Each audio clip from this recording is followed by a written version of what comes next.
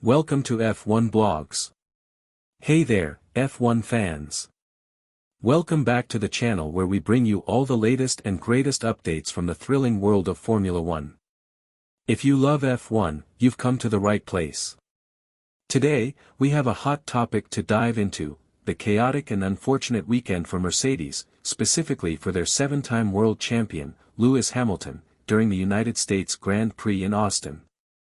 What was supposed to be a weekend filled with promise, thanks to Mercedes' new upgrades, quickly turned into a nightmare for Hamilton. He had a disastrous race and even triggered a safety car, which left everyone asking, what happened to Hamilton and Mercedes this weekend? In this video, we're going to break it all down for you, from the early struggles in qualifying to Hamilton's dramatic crash and the safety car appearance, as well as the contrasting opinions from Hamilton and Mercedes team principal, Toto Wolff, about what really went wrong. By the end of this video, we'll give you all the details and insight you need to understand one of the more perplexing weekends we've seen in recent F1 history. So sit back, relax, and let's jump into the story. A weekend of frustration for Mercedes. The United States Grand Prix in Austin was supposed to be a high point for Mercedes. Coming into the weekend, they were feeling confident, as their latest upgrades seemed to provide a much-needed performance boost. However, things quickly spiraled downward, particularly for Lewis Hamilton.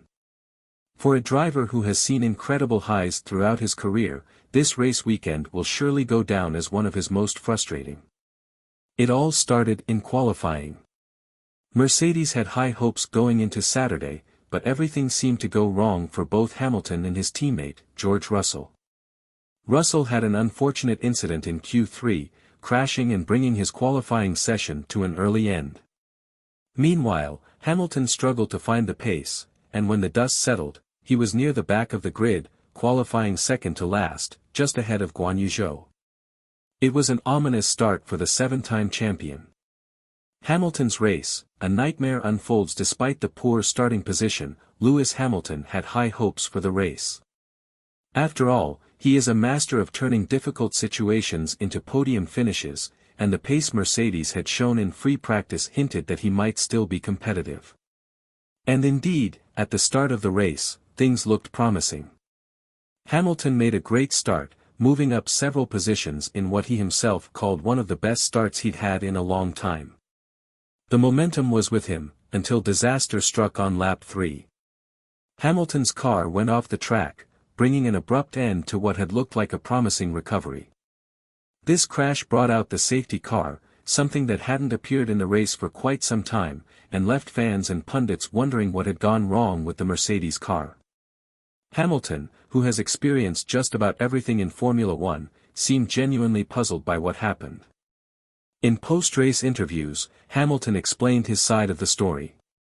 He mentioned that, at the time of the crash, he wasn't even pushing the car to its limits. He was simply trying to drive smoothly and bring his tires up to the optimal temperature, something every driver needs to do in the early stages of a race. But then, according to Hamilton, his car began to bounce. The front left corner of his car bounced unexpectedly, and he lost control of the rear, sending him off the track. Hamilton likened the incident to what his teammate George Russell experienced the previous day in the exact same area of the circuit. The bouncing issue, something that had plagued several teams during the 2022 season with the introduction of ground effect aerodynamics, appeared to be back, and at the worst possible time. Hamilton's frustration was clear.